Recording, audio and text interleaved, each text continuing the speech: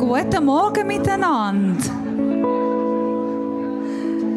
Hey, so cool seid ihr da am Sonntagmorgen miteinander Gott feiern. Auch guten Morgen an alle, die heute nicht da sind. Vielleicht sind ein paar schon jetzt in der Skiferie, ein bisschen unterwegs, hoffentlich nicht krank. Aber herzlich willkommen, auch wenn du von daheim unseren Gottesdienst anschaust. Schön, dass du dabei bist. Hey, ich bin das erste Mal seit 3 Monaten wieder in der Kirche. Es freut mich riesig, dass ich wieder da sein kann.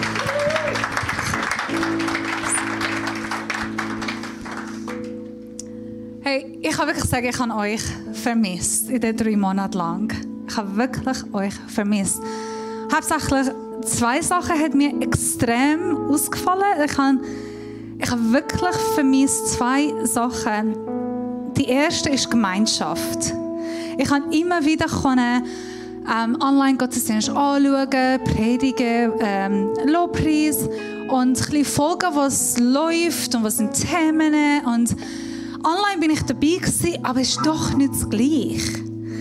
Habe ich mich nicht unbedingt selber willkommen heißen und anlachen. Ich versuche in den Spiegel zu sagen, herzlich willkommen, Brina. Schön bist du da. Es war nicht so gleich gewesen, auch mich selber umarmen. Ist okay, aber ist nicht.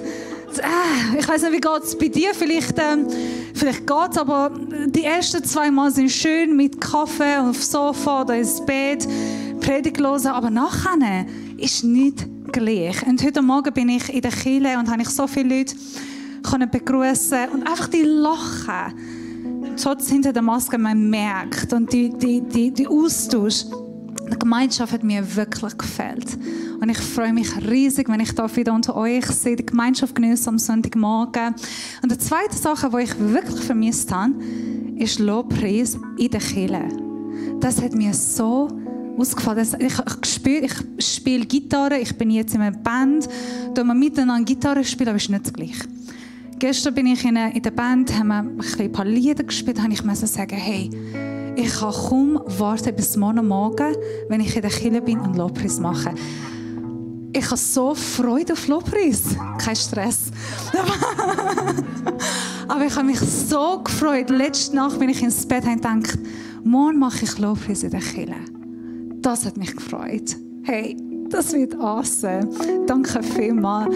Ich weiss nicht, was ist denn für dich? Was bedeutet für dich in der Kirche kommen, am Sonntagmorgen früh aufstehen, vielleicht nicht einen Brunch machen oder nicht mit Familie treffen, sondern dich entscheiden, in der Kirche kommen. Ich weiss nicht, was ist der Grund für dich. Aber eins ist sicher. Ich bin froh, dass du da bist, weil Jesus ist da unter uns.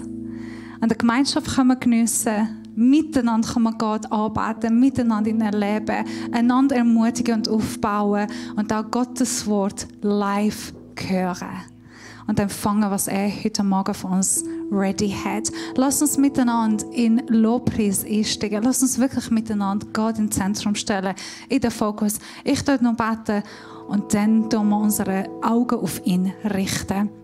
Jesus, danke, dass du da bist. Danke, dass du unter uns bist.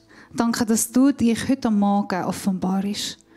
Wir kommen mit Vorfreude, mit Erwartungen auf die Überraschung, die du heute Morgen für uns ready hast. Wir wollen dich loben und preisen und deinen Namen verherrlichen. Danke, dass du da bist. Amen. Ihr dürft aufstehen und in Einheit Gott anbeten. Danke vielmals.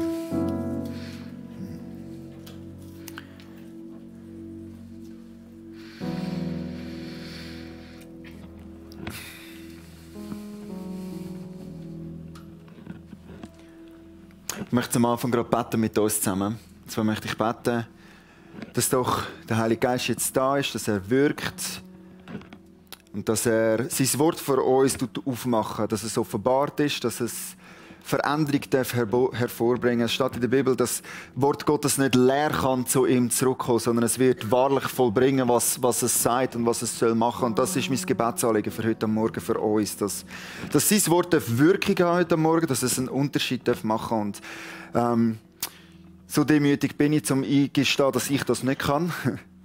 sondern das muss der Heilige Geist machen. Das ist eine göttliche Transaktion, die da stattfindet. Und darum möchte ich zum Anfang jetzt gerade beten mit uns zusammen. Ja, Heiliger Geist, wir wollen dich einladen in den Gottesdienst. So wie wir es vorher gesungen haben, dass dein Atem uns durchdringen soll, so möchten wir heute Morgen dir sagen, dass dein Wort uns durchdringen soll. Dass das, was du gesagt hast, was du heute Morgen uns möchtest offenbaren, dass das einen Unterschied machen in uns drinnen, Jesus.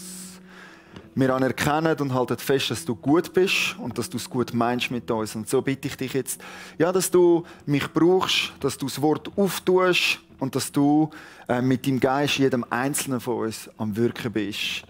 Und dass schlussendlich dein Wort eine Veränderung bewirken in uns. Und alle, die einverstanden sind mit mir, dürfen zusammen sagen: Amen. Amen. Sehr gut. Hey, herzlich willkommen.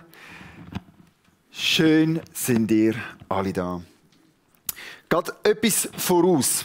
Es gibt ja ein paar, ich weiss, es sind nicht so mega viele, aber es gibt ein paar, die immer sehr fleissig den Predigtsplan anschauen und lesen, was für ein Thema das heute Morgen dran ist. Und vielleicht hast du heute Morgen gelesen, falsch abgebogen. Wenn du jetzt gedacht hast, oh wow, okay, falsch abgebogen und schon angefangen Gedanken machen hast und überlegt hast, was wird der Micha echt wohl dazu sagen und um was geht es heute Morgen? Sorry, du bist falsch abgebogen, weil ich habe die Analogie geändert und es hat eigentlich nicht mehr so mega viel mit Abbügen zu tun. Also, so viel mal voraus. Es geht heute Morgen um Test. Also, vergiss falsch abgebogen, heute Morgen geht es um Test.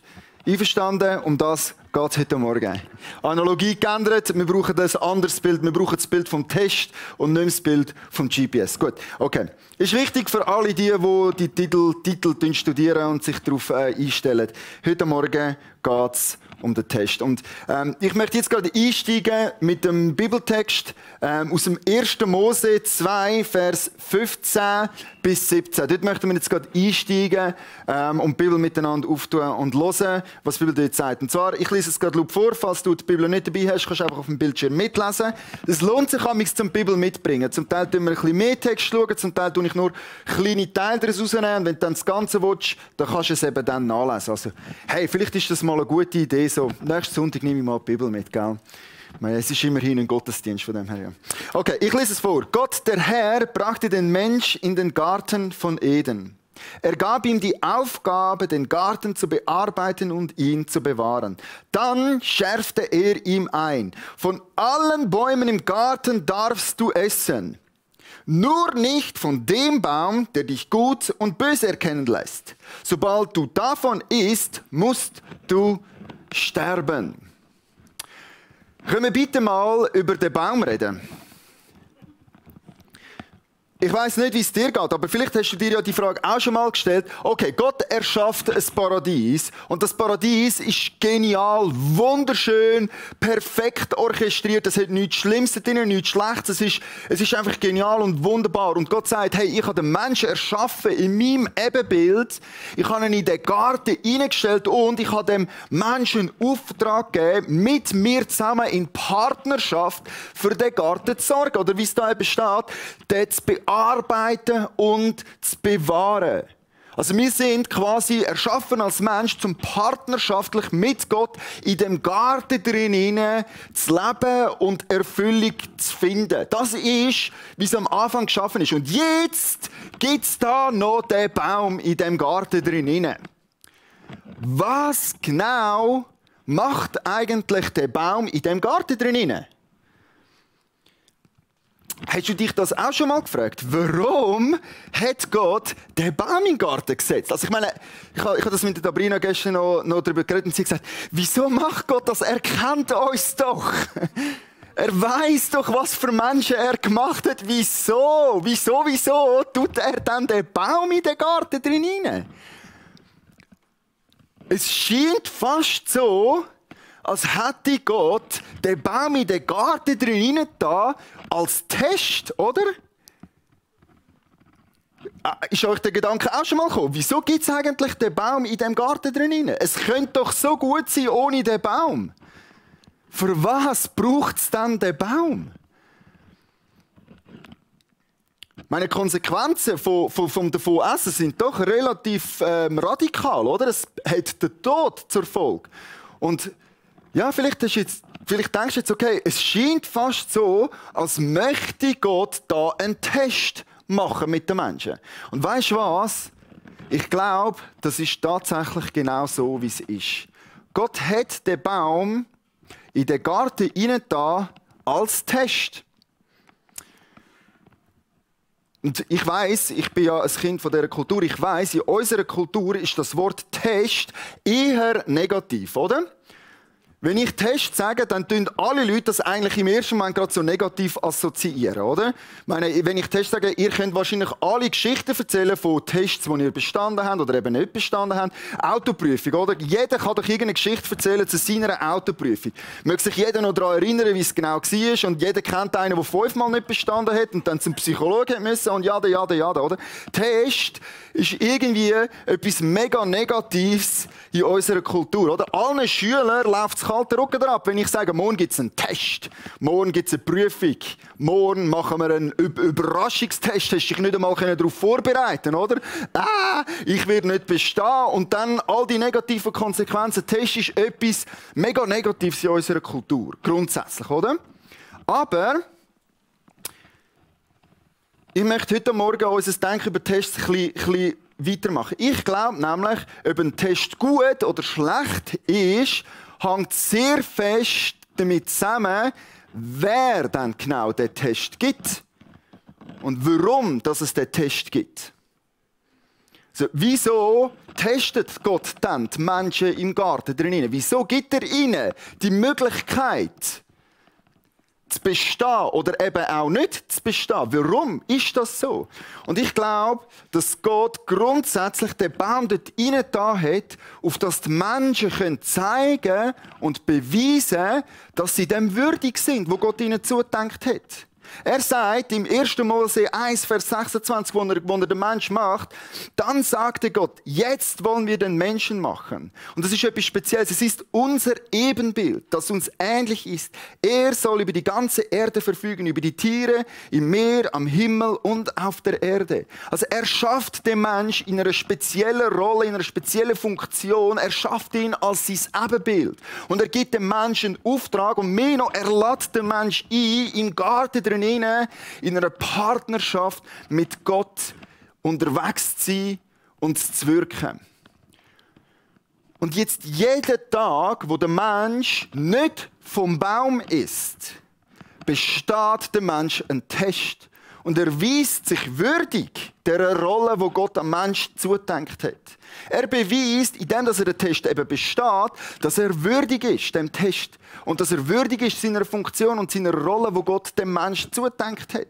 Es ist eigentlich ein Privileg, dürfen jeden Tag zeigen, wow Gott, ich vertraue dir. Ich glaube dir. Es ist eigentlich gut, wenn man den Test besteht. Sind wir einverstanden, oder?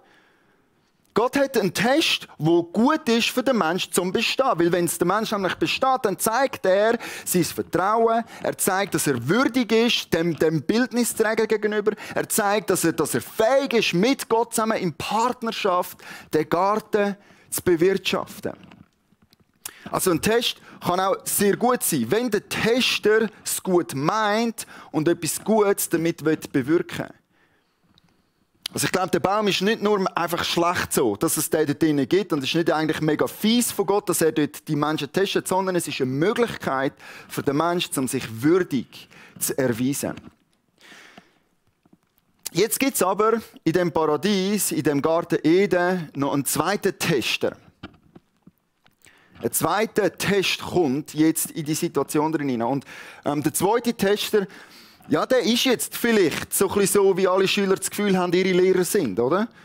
Der hasst dann tatsächlich die Menschen. Der will wirklich, dass die Menschen den Test nicht bestehen, oder? So ein bisschen wie gewisse Schüler von ihren Lehrern reden, so ist jetzt der zweite Tester in dem Paradies drinnen. Und ganz anders als Gott hat der Teufel nicht für dich vor, dass du den Test bestehen kannst, sondern er versucht dich eben, dass du den Test nicht bestehst. Das ist das Ziel, der Unterschied zwischen Gott und Satan. Gott möchte, dass du den Test bestehst. Aber jetzt werden wir das auch so semantisch unterscheiden, zum verschiedene Wörter brauchen. Wenn wir davon reden, dass Gott testet, dann nennen wir das jetzt Test mit dem Ziel, dass Menschen bestehen, dass Menschen sich würdig erweisen und dass Gott dort nachher Segen bringen kann oder dass sie sich eben als Partner von Gott können erweisen können. Ganz anders ist es bei Satan, beim Teufel der Fall. Er möchte dich versuchen und sein Ziel ist das Gegenteil von Gott. Er möchte, dass du versagst, er möchte, dass du nicht würdig bist und dass du wie er in Rebellion gegen Gott hineingehst. Dass du den Test nicht bestehst. Und darum sagen wir jetzt, diesen Test vom Teufel, das ist jetzt Versuchung. Das Wort kennen wir aus der Bibel, Versuchung. Das ist das Wort, das wir eben brauchen. Und jetzt kommt eben in das Paradies hinein der zweite Tester. Oder eben der Versucher, der Teufel mit dem Ziel, die Menschen in eine Rebellion gegen Gott hineinzubringen. Sein Wunsch ist, dass der Mensch versagt.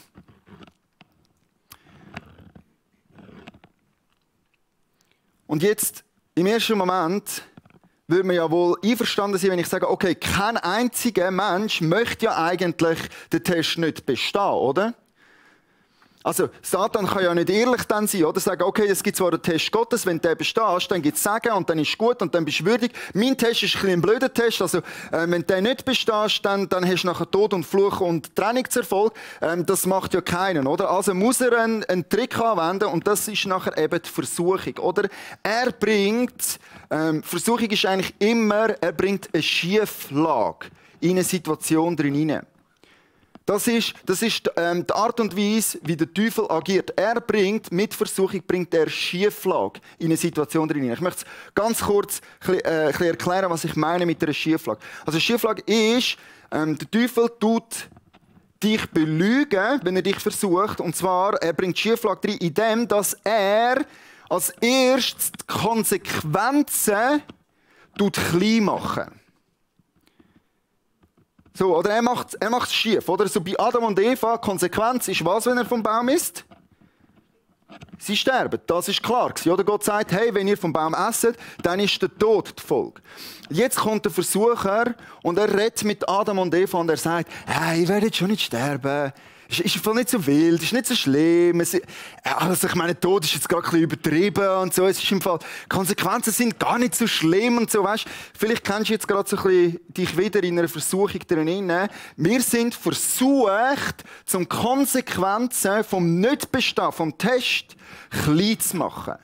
Ist alles nicht so wild, alles nicht so tragisch. Geht dann schon wieder vorbei, morgen ist dann das schon wieder gut. Das ist gar nicht so schlimm, oder? Es wird eine Schieflage kommt rein und Konsequenzen werden kleiner gemacht, als sie eigentlich sind. Und auf die andere Seite, in dieser Schieflage, wird der Gewinn überbetont. Also, hey, was du nicht alles kannst gewinnen, wenn du meinen Deal annimmst, oder? Wenn du in meinen Test einsteigst, wenn du meiner Versuchung nachgehst. Wow, hey, was kann ich dir da nicht alles versprechen, oder?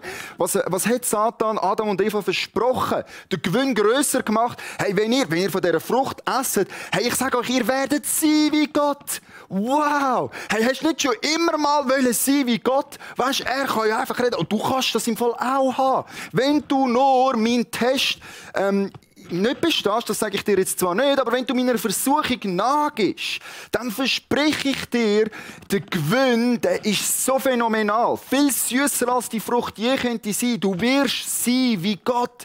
Wow! Und schon gerät der Mensch in eine absolute Schieflage hinein, Gewinn absolut überbetont, Konsequenzen klein gemacht. Und tatsächlich, der Mensch geht auf diesen Deal ein und lässt sich versuchen und gibt dieser Versuchung nach und erweist sich nicht mehr als würdig ein Partner von Gott in dem, dass sie der Schlange oder am Versucher mehr glauben, als sie Gott geglaubt haben.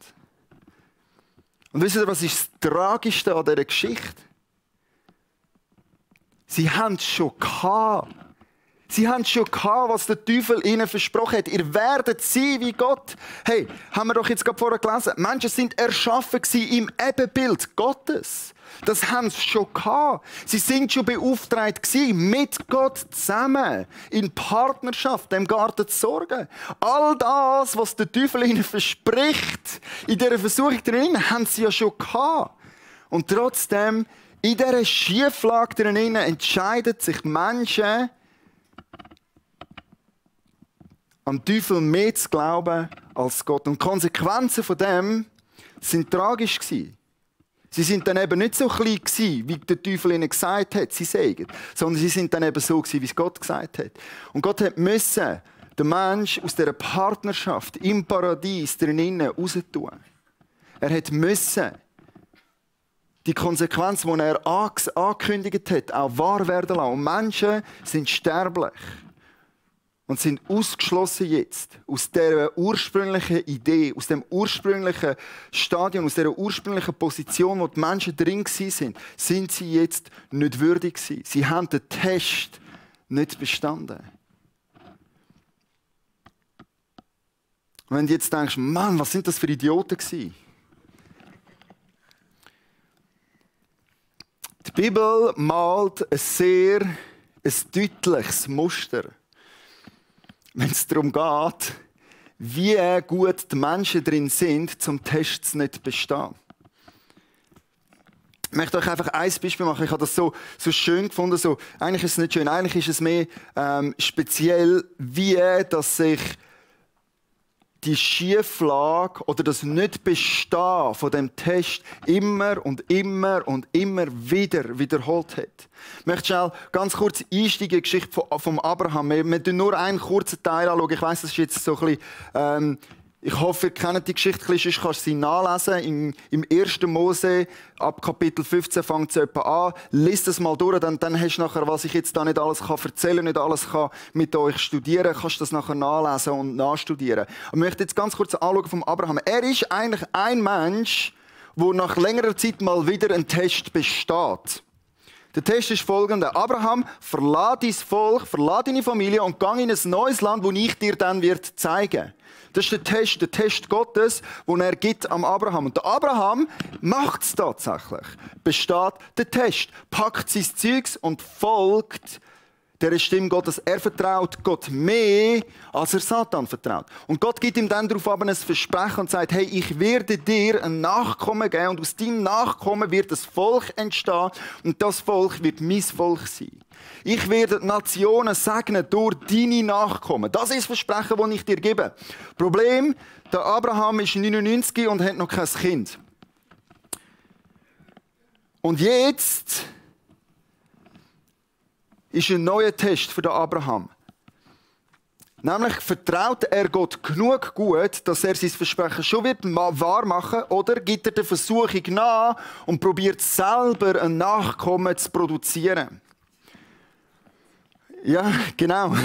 Wir alle wissen, wie die Geschichte geht. Er probiert es selber. Und da möchten wir jetzt ganz kurz die zwei Bibelstellen aus dem ersten verbockten Test und dem verbockten Test von Abraham nebeneinander mal darstellen. Und vielleicht seht ihr auch, wie schön, dass der Autor die Parallelen aufzeigt, wie das genau gleich gelaufen ist. Also wir steigen gerade ein mit dem 1. Mose 16. Ich weiss, es ist ein bisschen klein auf dieser Grafik. Ich tue es vorlesen. 1. Mose 16 ist die Geschichte von Abraham und 1. Mose 3 ist die Geschichte von Adam und Eva. Und dort lesen wir 16,2. Und Abraham hörte auf die Stimme Sarais. Und im 1. Mose 3, Vers 17 steht, und zu Adam sprach er, weil du der Stimme deiner Frau gehorcht hast und von dem Baum gegessen hast. Also erstes Learning heute Morgen, Männer, hört auf eure Frauen zu hören. Schlimme Sachen passieren, wenn ihr auf eure Frauen hört.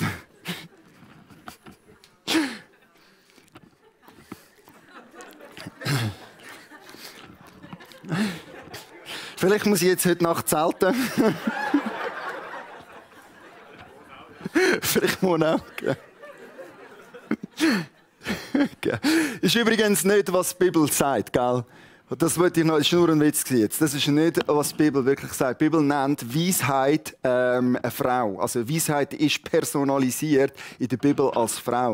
Und ich glaube, es ist wirklich so, wenn Männer auf Frauen hören würden, wäre die Welt wahrscheinlich ein besserer Ort. Auf jeden Fall, in meinem Fall ist das so.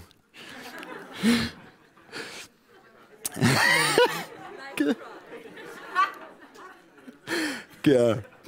Aber hey, genau gleiches Wort. Und das Interessante ist, in beiden Texten werden sogar die gleichen Wörter gebraucht, zum erzählen, wie es passiert ist. Und dann geht es weiter. Vers 16 bei Abraham und Sarai in seiner Story. Dann nahm Sarai, Abrahams Frau, ihre ägyptische Magd Hagar und gab sie Abraham, ihrem Mann. Und im Genesis 3, Vers 16. Und die Frau nahm von der Frucht und aß, und sie gab davon auch ihrem Mann, der bei ihr war, und er aß. Und nachher das Nächste, die nächste Parallele, 16,4. Und er ging ein zu Hagar und sie wurde schwanger. Als sie nun sah, dass sie schwanger war, wurde ihre Herrin verächtlich in ihren Augen. Abraham aber sprach zu Sarai: Siehe, deine Magd ist in deiner Hand, tue mit ihr, was gut ist in deinen Augen. Und im Genesis 3, Vers 6, und die Frau sah, dass von dem Baum gut zu essen wäre und dass er eine Lust für die Augen war. Was die Bibel dort beschreibt, ist, Menschen haben angefangen selber zu definieren, was gut ist in ihren eigenen Augen. Es war gut gewesen in ihren Augen. Und der Abraham sagt, mach was gut ist in deinen Augen. Vergiss mal, was Gott gesagt hat und was Gott darüber denkt. Mach einfach das, was du mit deinen Augen siehst und was du denkst, ist gut. Und genau gleich wie im Paradies. Und sie hat mit ihren Augen gesehen und gemacht. Und dann 16 Vers 8 in der Story von Abraham. Er sprach zu ihr: Hagar, du Magd der Sarai, wo kommst du her und wo willst du hin? Am Schluss, nach dem nicht bestandenen Test, kommt Gott und fragt. 3 Vers 9. Da rief Gott der Herr den Menschen und sprach: Wo bist du? Und was wir hier sehen, ist ein Muster, das angefangen hat mit Abraham, wo angefangen hat mit Adam und Eva, vom Nichtbestehen, vom Test. Und ich glaube, der Autor nimmt genau die gleichen Muster, genau die gleichen Wörter auf, um zu zeigen, dass es beim Abraham leider auch so gelaufen ist. Genau gleich, wie am Anfang der Test nicht bestanden worden ist. Auch da hat der Abraham versagt, den Test vom Vertrauen in Gott zu bestehen. Das Gute am Abraham ist, er hat dann ein bisschen später noch mal eine Redemption bekommen, er hat noch mal probieren. Und er ist der erste Mensch, der in der Bibel beschrieben wird, wo so steht, und Gott hat ihn getestet. Und er besteht, der letzte Test von seinem Leben. Worauf dann Gott aus seinen Nachkommen ein Volk macht. Und jetzt geht die Story weiter vom nicht bestandenen Test. So wie Adam nicht bestanden hat, so wie Abraham auch nicht bestanden hat, so kommt es jetzt, dass das ganze Volk eines nach dem anderen nicht besteht und nicht besteht und nicht besteht. Und die Tragödie ist, kein einziger Mensch ist irgendwie fähig, den Test zu bestehen oder der Versuchung zu widerstehen. Keiner ist mehr würdig, dem Bild, wo Gott dem Menschen zugedenkt hat. Wo er ganz am Anfang gesagt hat: Hey, ich habe dich in meinem Ebenbild erschaffen. Deine Funktion wäre, partnerschaftlich mit mir zusammen da zu regieren, zu wirken. Das ist meine Idee. Und kein einziger Mensch schafft es, Gott zu vertrauen und die Tests zu bestehen.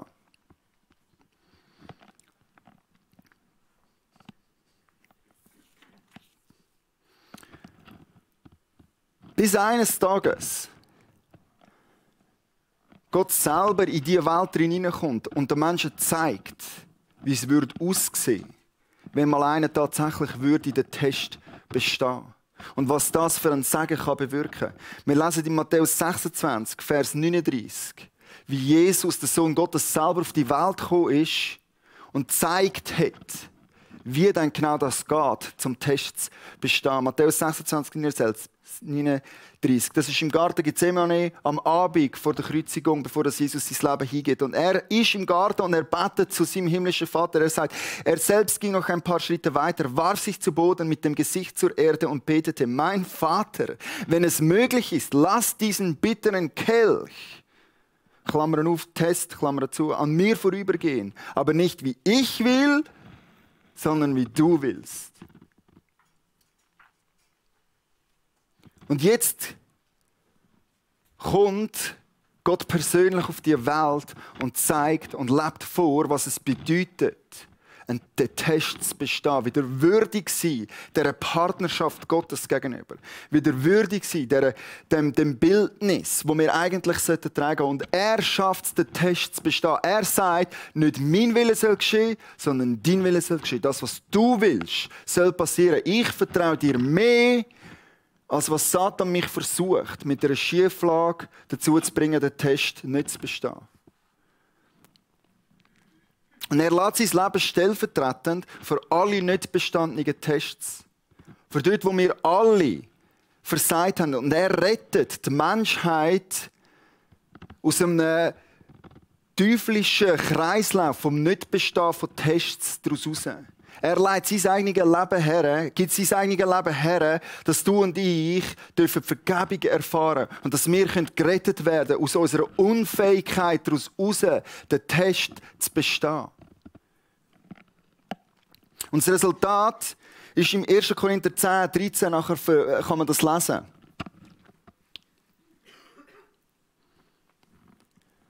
1. Korinther 10, Vers 13. Die Prüfungen, denen ihr bisher ausgesetzt wart, sind nicht über ein für uns Menschen erträgliches Maß hinausgegangen. Und Gott ist treu. Er wird euch auch in Zukunft in keine Prüfung geraten lassen, die eure Kraft übersteigt. Wenn er euren Glauben auf die Probe stellt, wird er euch auch einen Weg zeigen, auf dem ihr die Probe bestehen könnt. Er hat die Menschheit daraus herausgerettet, aus einer Unfähigkeit daraus heraus, die Tests zu bestehen. Und er verspricht den Menschen jetzt, hey, ich sehe, ihr seid irgendwie nicht fähig, die Tests zu bestehen. Aber ich habe jetzt meinen Sohn gegeben für euch, zur Vergebung, dass das vorbei ist und dass die Konsequenzen vom Nichtbestehen, vom Test, nämlich der Tod, aufgehoben sind. Und ich gebe euch jetzt neu eine Fähigkeit, zum Test zu bestehen. Ich mache euch eine neue Schöpfung, wie er es im gleichen Brief an einer anderen Stelle sagt. Ich mache euch eine neue Schöpfung.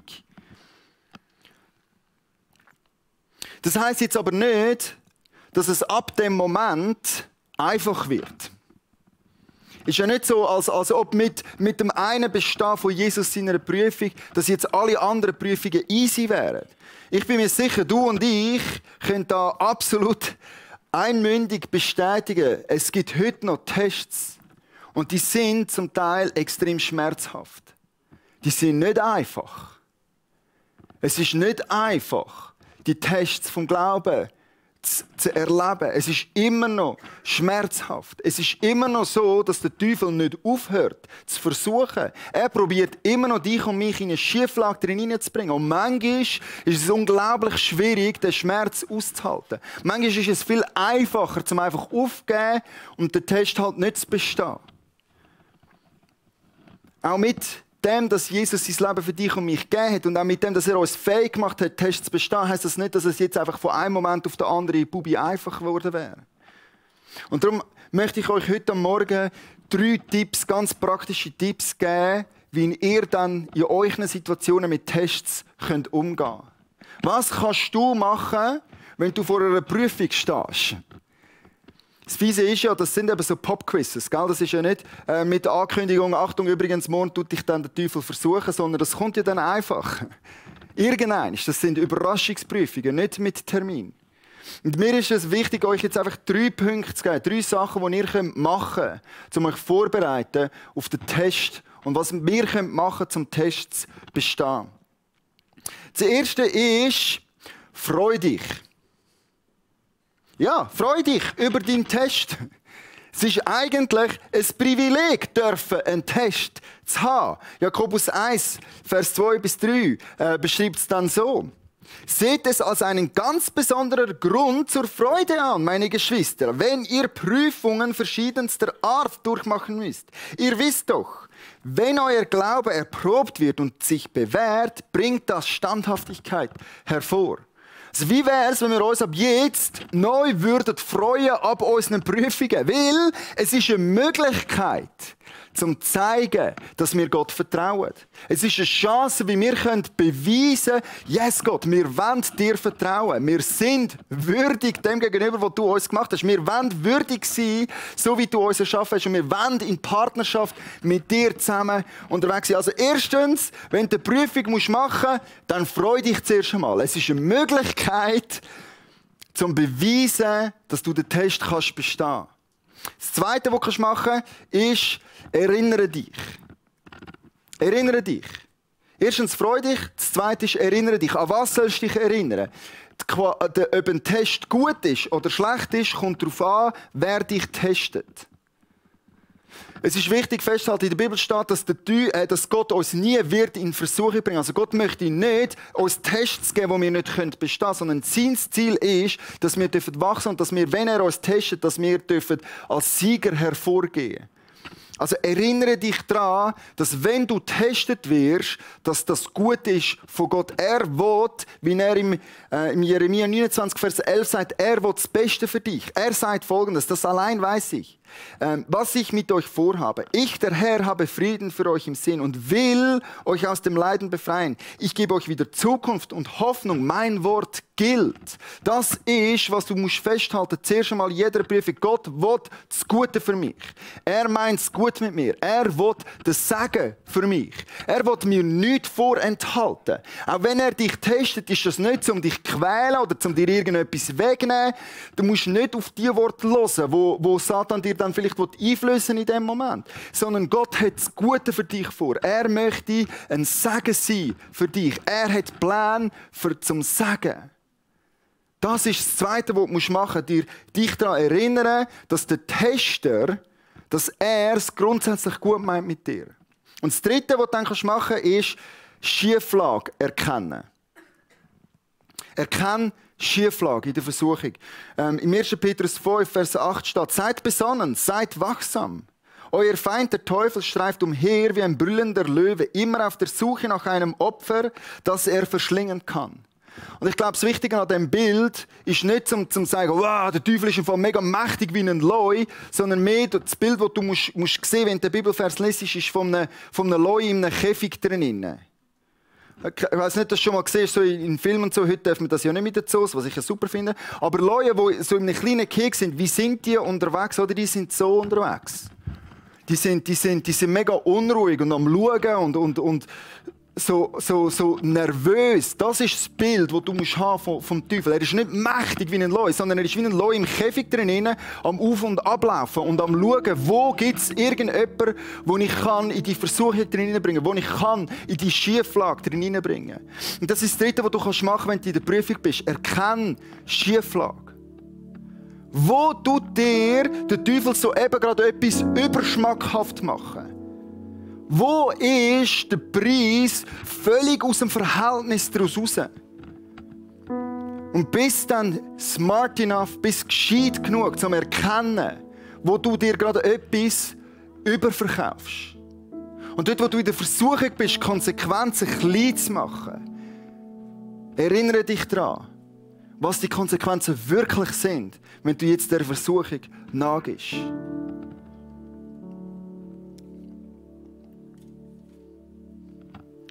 Also erstens, freu dich, wenn du in einer Prüfung bist. Es ist eine Möglichkeit für dich zum Wachsen im Glauben. Zweitens, halt fest und erinnere dich daran, dass es Gott grundsätzlich gut meint mit dir. Dass er Pläne hat zum Segen für dich.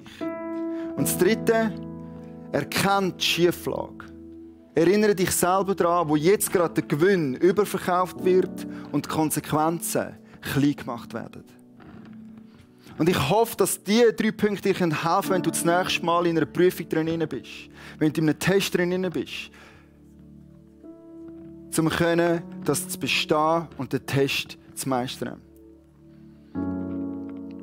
Aber was, wenn doch? Was ist, wenn du jetzt in der kommenden Woche tatsächlich einen Test nicht bestehen solltest? Hey, dann möchte ich dir zusprechen, mach Folgendes. Sollte es der Fall sein, dass du wieder mal eine Prüfung nicht bestanden hast, dann als erstes, tu doch einfach Buß. Komm zurück zu Gott und sag, hey Gott, es tut mir leid. Irgendwie habe ich schon wieder Teufel irgendwie mehr geglaubt als dem, was du gesagt hast. Ich habe in Zweifel gezogen, dass du es gut meinst mit mir. Es tut mir leid. Tu Buß. Bekenne es mit deinen Worten. Sag, wo du versagt hast. Sag, wo du die Prüfung nicht bestanden hast. Bist ehrlich mit Gott. Und tu einfach mal Buß als erstes. Und dann das Zweite. Frag dich, wo dass du wieder in Schieflage geraten bist.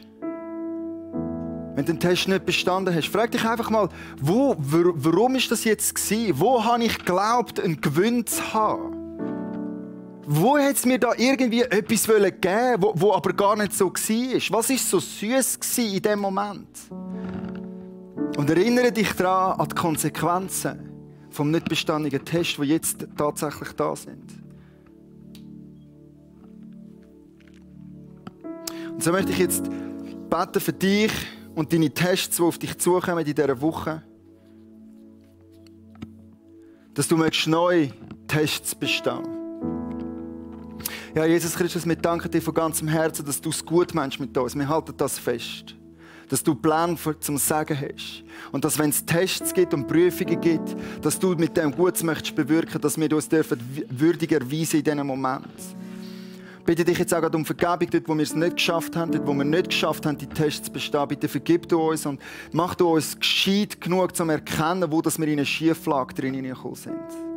Auf dass wir es das nächste Mal besser machen können. Auf dass wir es das nächste Mal bestehen können. Wir glauben von ganzem Herzen, dass du es gut meinst. Und so möchte ich einfach wirklich auch für alle die Menschen da bitten, die nächste Woche, nächsten Monat werden Tests haben.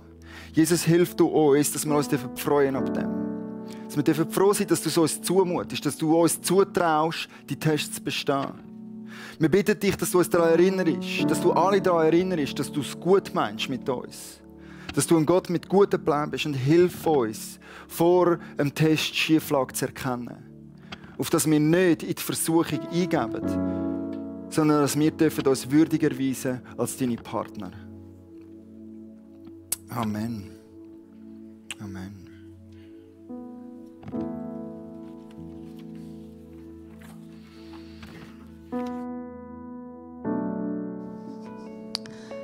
Danke vielmals, Micha, für die starke Botschaft. Das hat zwei Sachen mich wirklich fest berührt. Eine, Gott hat die Möglichkeit gegeben, am Menschen sich für Gott zu entscheiden. Er hat sie nicht einfach geschaffen und sagt, ich bin da, that's it, sondern er hat ihnen die Möglichkeit gegeben, sich für Gott auch zu entscheiden. Das ist gegenseitig. Und das ist ein freiwilliger Entscheid. Und zweitens, der Michael hat gesagt, niemand hat den Test bestanden. Adam, Abraham und auch seine Nachfolger haben nicht bestanden. Das stimmt. Ausser einer im Neuen Testament, wo er hat erwähnt, Jesus.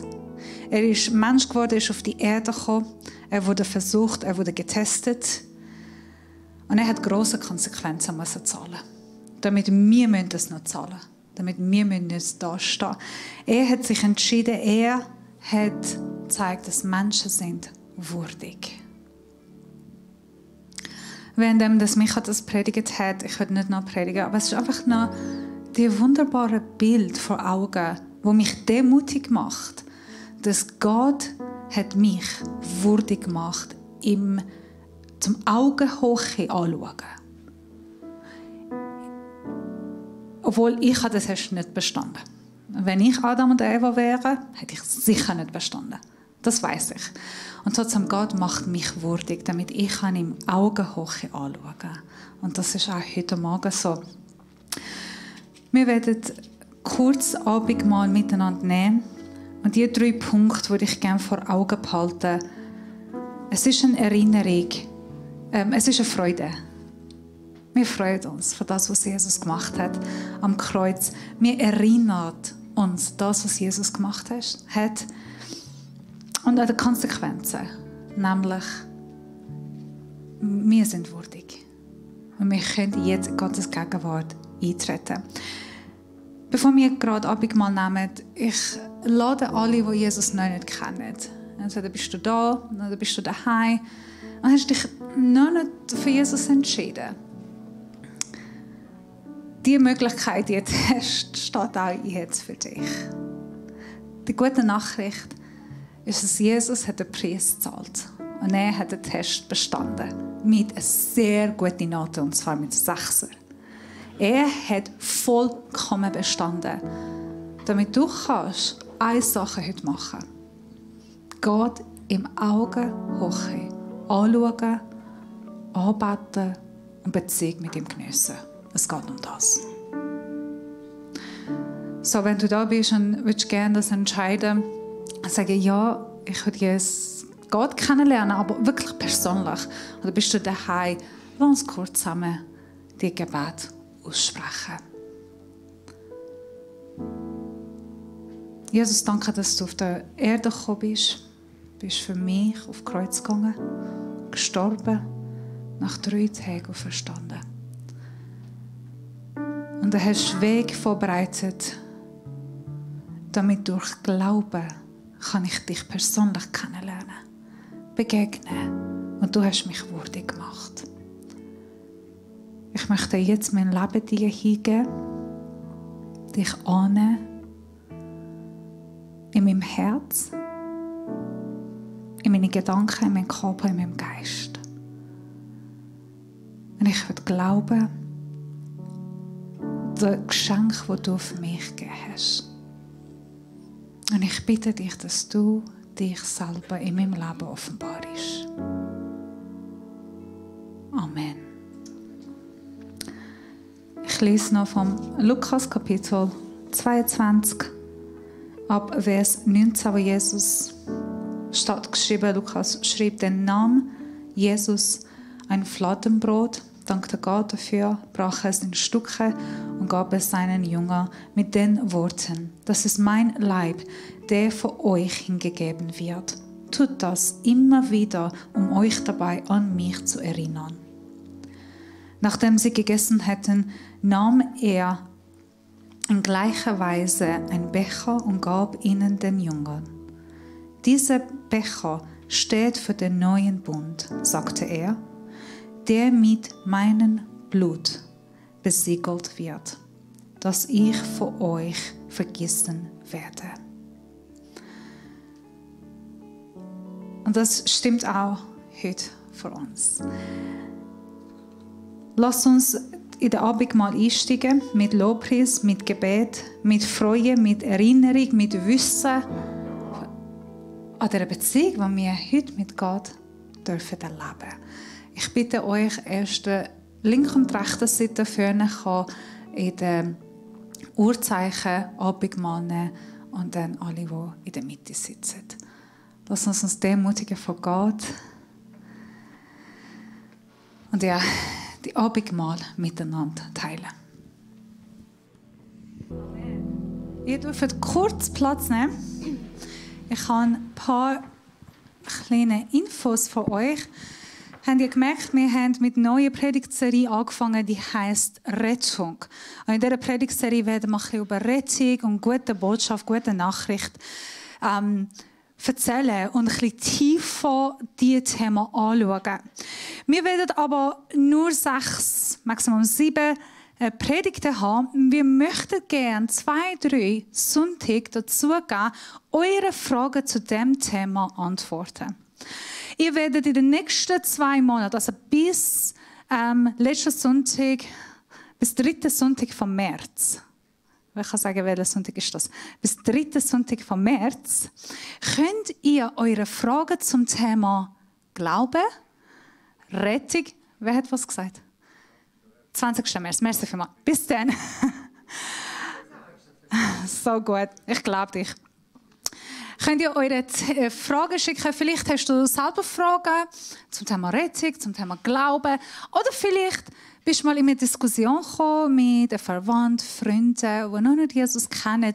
Und die stellen Fragen stellen und du denkst, ach, wie kann ich jetzt das antworten? Was sagt man zu dem? Hey, egal was deine Frage ist, schick die Fragen uns an info@kreuzpunkt.ch. info@kreuzpunkt.ch.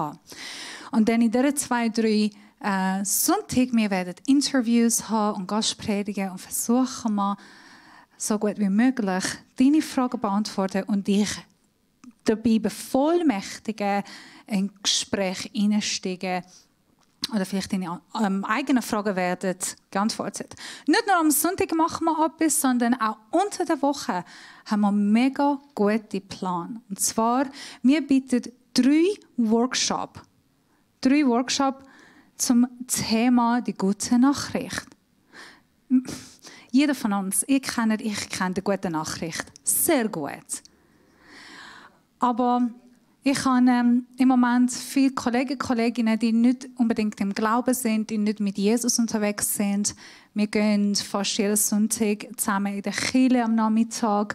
Wir haben viel Gespräch. Und ich als eine Person, die 4 Jahre Theologie studiert hat, die als Pastorenkind aufgewachsen ist, die die Bibel, ich weiss nicht, wie viel Mal habe ich durchgelesen. In diesem Jahr bin ich 20 Jahre Christ, feiere meine 20 Jahre Christi. Und trotzdem kommen Situationen, weiss ich nicht, wie kann ich jetzt da umgehen? Was soll ich jetzt da sagen? Vor allem in einer westlichen Kultur. Westlich, sind wir im Westen. Gut.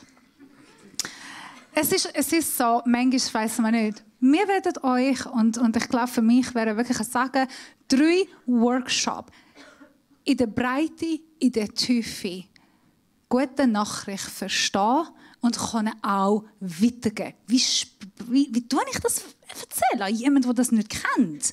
Vielleicht ein Moslem oder Atheist oder jemand, der keine Lust hat, von dem zu wissen, wie kann ich authentisch, so wie ich bin, das weitergeben im Alltag, beim Kaffee oder wirklich nicht komisch, sondern ganz easy.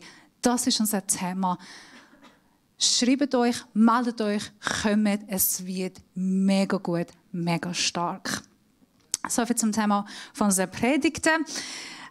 Nächste Woche, oder erst fange ich bei dieser Woche, heute am Abend, wir haben Gebetsabend mit der Gemeinde, wo wir zusammenkommen und einfach mit Gebet auch nochmal Gottes Stimme suchen, Gott begegnen und in Einheit als Kirche unsere Anliegen vor Gott bringen.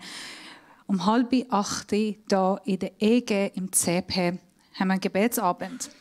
Nächste Woche von allen Senioren, alle 60 plus Mitglieder von unserer Gemeinde, wir haben eine Überraschung für euch. Ich darf nicht viel von dem erzählen, wurde mir gesagt, aber es ist ein Thema zum Identitätswandel im Alter. Und die Idee ist, dass ihr eure Freunde, eure Kollegen, vielleicht Leute, die denken, ja, sie sind in der Pensionierung oder in der Nähe und haben Zeit und Lust, können sehr gerne einladen. Es wird ein genialer Nachmittag sein für die Senioren. Und nochmal etwas anderes, was wir auch für die Senioren haben. Wir haben Raclette organisiert am 22.02. Das ist für Senioren und Pastoren. Für die Senior und wir Pastoren haben uns alle 3 angemeldet. Wir freuen uns extrem auf die Senioren, auf der Raclette.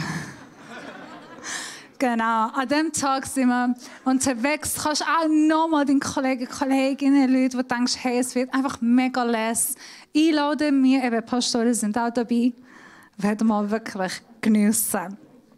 Jetzt aber etwas nochmal von einer speziellen Gruppe von der Kirche, und zwar von allen, die geheiratet sind, von den Ehepaars.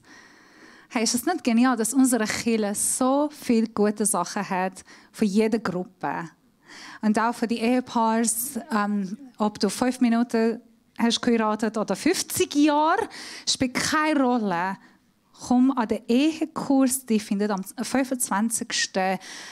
2., also 25. Februar statt. Ich glaube, die Kurs werden einfach Ehe nochmal stärken, motivieren, ein bisschen mehr Lust geben und Spass machen.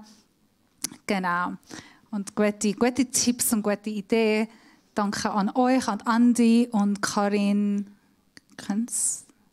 Können Sie schauen, wenn Sie da sind. Merci vielmals fürs Organisieren. Hi, you guys. Danke an das Silvia und das ganze Team.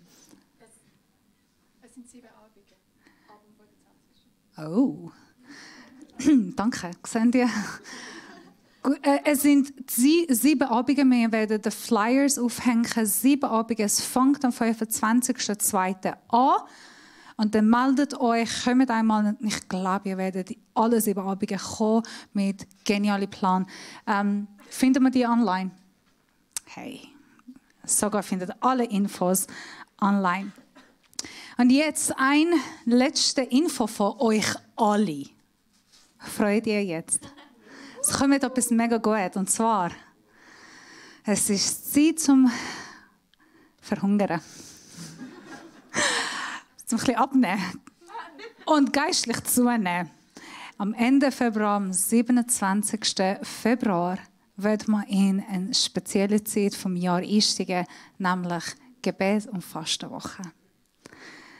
Wir werden mehr dazu in den nächsten Wochen erzählen. Alle Infos werdet ihr bekommen. In der Gemeinde werden wir Gebetabend haben und Gebetanlass. Es ist eine Freude, zu dürfen fasten. Oder einfach verzichten von etwas. Sag Nahrung, sag Social Media, sag Süßigkeiten, sag Alkohol. Verzichten und den Fokus auf Gott richten. Das ist einfach eine geniale Zeit. Ich glaube, unser Glaube wird sehr gestärkt. Unsere Beziehung auch untereinander. Schreibt das auf und macht mit. Nicht vergessen, nicht viel Mittagessen oder Abendessen planen in dieser Woche. Die jetzt aufschreiben, damit könnt ihr euren Kalender so viel wie möglich frei lassen. Gut, so viel von Infos. Und jetzt, bevor wir in das letzte Lied gehen und das letzte Lied singen, möchte ich euch gerne segnen, eure Woche segnen, eure Familie segnen. Und dann können wir in dieser Woche eingehen. Ihr dürft mitstehen bei den Segen.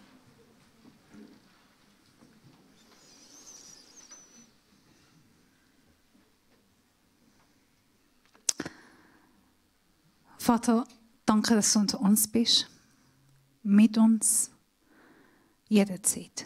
Danke, dass deine Gegenwart, deine Herrlichkeit treibt uns, begleitet uns, die tut uns leiten und führen. Nicht ein Tag, sondern jeden Tag. Nur eine Stunde, sondern jede Stunde. Und jetzt im Namen Jesus Christus, ich spreche deine Gegenwart, deine Leitung und deine Führung in dieser Woche.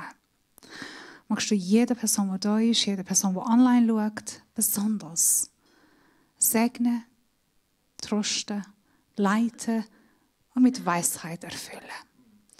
Amen. Lass uns mit Einstimmung das letzte Lied singen und so wünsche ich euch einen schönen Sonntag.